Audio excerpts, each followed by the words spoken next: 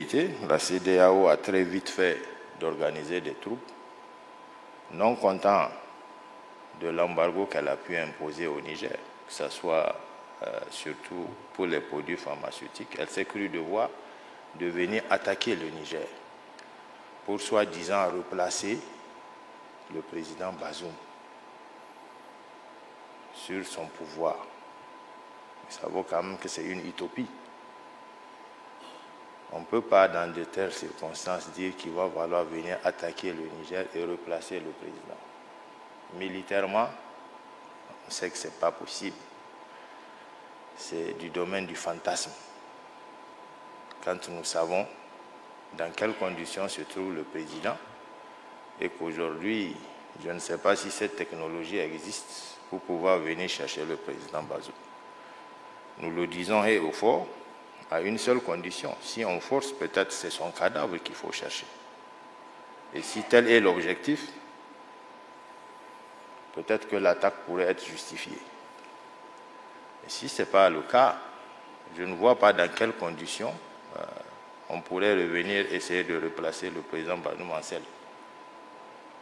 Donc, nous appelons à ce qu'on aille de l'avant, qu'on s'assoie, qu'on discute, que vous nous écoutiez, qu'on trouve les justificatifs, qu'on vous explique les raisons, pourquoi c'est arrivé, comment c'est arrivé et comment nous pensons nous en sortir. Je pense qu'aujourd'hui, ce forum, essentiellement, se pose la question fondamentale de savoir comment sortir de cette situation. Nous l'avons dit, nous sommes venus essentiellement pour un problème sécuritaire qui date de plus de 10 ans. Nous voulons le résoudre très rapidement. Mais vous connaissez la situation du Niger. Il y a des économistes ici parmi vous qui savent un peu ce que c'est que le Niger, à tout point de vue. Donc, par rapport à ça, vous savez très bien que ce n'est pas quelque chose qui peut se régler en 6 mois ou en 9 mois.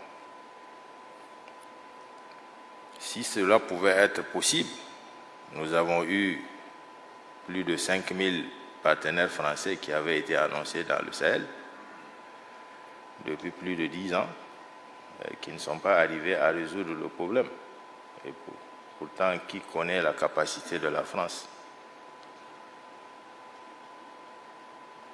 Donc, nous avons pris sur nous de dire qu'on ne va pas dépasser 3 ans.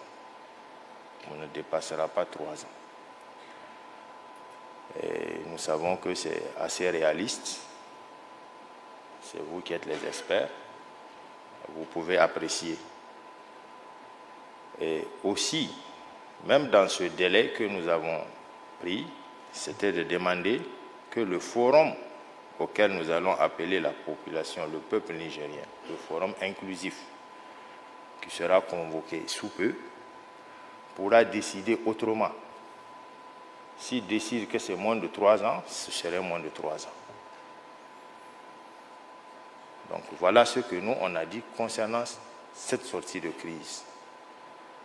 Maintenant, on s'est fixé un délai. Nous voulons, en réaction, que la communauté internationale nous accompagne, mais pas de continuer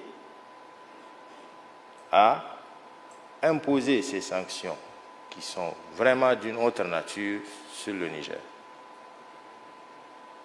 Imaginez un pays enclavé, un pays qui ne dispose pratiquement pas de grandes industries manufacturières. Même les produits pharmaceutiques sont obligés. On est obligé de les commander ailleurs. Et malheureusement, tout ceci ne vient pas par le canal habituel. Donc il y a des restrictions et il y a des difficultés qui arrivent. Et aujourd'hui, ces difficultés auxquelles nous sommes confrontés s'ajoutent à un problème d'électricité de tout le temps. Une partie de l'électricité est fournie par le Nigeria. Il ne faut pas se voiler la face. Du jour au lendemain, le Nigeria coupe l'électricité. Alors qu'en réalité, chaque mois, Chaque mois, le gouvernement nigérien paye sa facture d'électricité au Nigeria. Chaque mois. Donc on ne comprend pas dans cette dynamique de quel droit peut s'arroger le Nigeria de couper l'électricité au Niger. Imaginez un peu le nombre de morts que cela a pu causer dans les hôpitaux nigériens avant qu'on ne puisse se saisir de cette problématique. Donc c'est un peuple résilient qui est là-bas, qui attend d'être compris, qui attend que les amis du Niger, parce que c'est